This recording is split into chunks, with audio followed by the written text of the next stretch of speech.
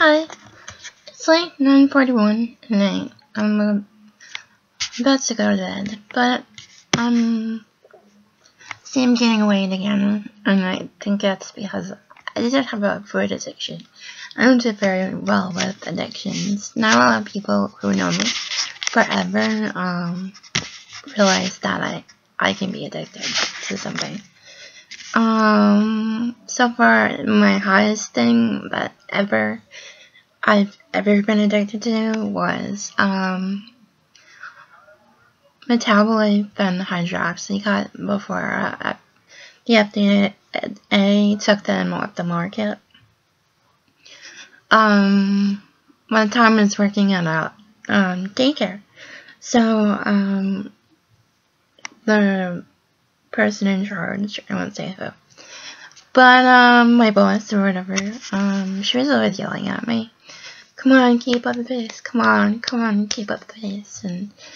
And she was always breathing down my neck, like right there. Come on. You don't want to lose your job, do you? So I started taking first it was 4 pills every night. It was like either hydroxycut or metabolite, whatever I can keep my hands on. Then one I think for like 3 months I was upping the pills because it would give me like such a high that like I would wake up 4 in the morning and run 3 times around my block. I do like those Tybo tapes 8 times or so. Go to like Dunkin' Donuts, either get coffee or donuts for everybody, make it on work on time. 7 a.m., get everything prepared. Then by the end of the day, I was like tired, and then as soon as like 10 o'clock hit, I would up the pills. I would take the pills again, but then like a month later, I'd be taking 9 pills a night. Then 15, and it got to the point where I was taking like 20 pills a night, and then my mom took me to the hospital because at the same time I was taking Synthroid, and my doctor had said to me and my parents, if she starts convulsing, take her to the hospital. So I was taking Synthroid and overdosing on diet pills. So, it was dangerous, and like I would still kind of like go back to that because, I would still have my boss breathing down my neck and stuff. So, when you're under pressure, you can be addicted to a lot of things.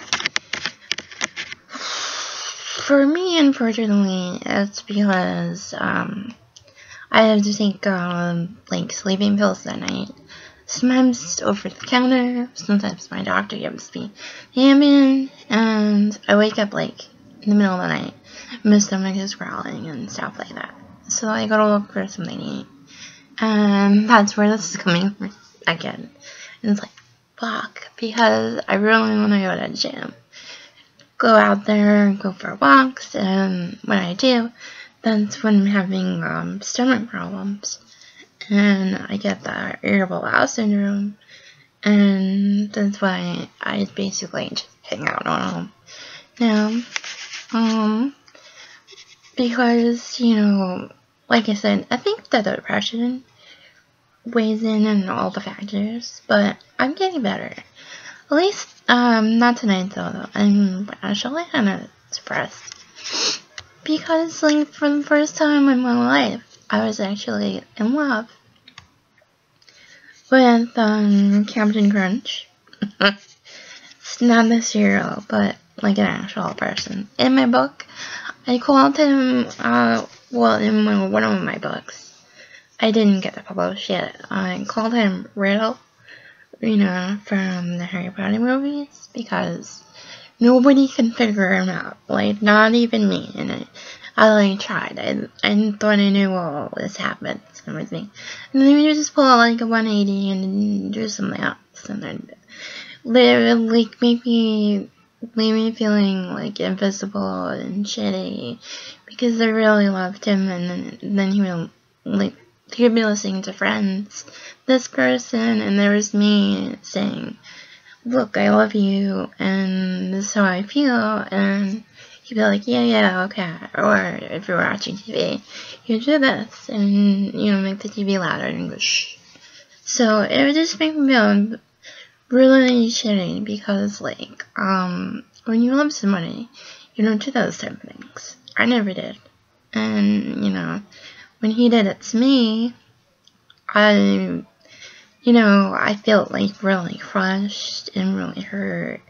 And then when he went poof, I don't know, when somebody makes you feel like crap in person, you can tell that they're, miles and miles away, but when you don't see them for months on end, it actually feels like eternity. And I don't think it's fair that, I have so much love to give, especially after all of the crap that I've been through, I still want to give my heart to Captain Crunch, or Riddle, and, I can't, because I'm afraid he'll just go away again.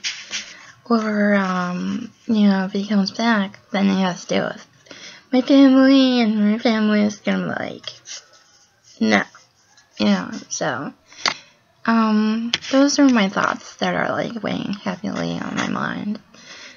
And, I don't know if it's hard to let go to someone that you really love, like your best friend, but if they're gonna do those type of things to you in person, treat you like shit, or make you feel invisible, that could really, damage your ego, depress you, make you feel like eating or something, and then you get fat.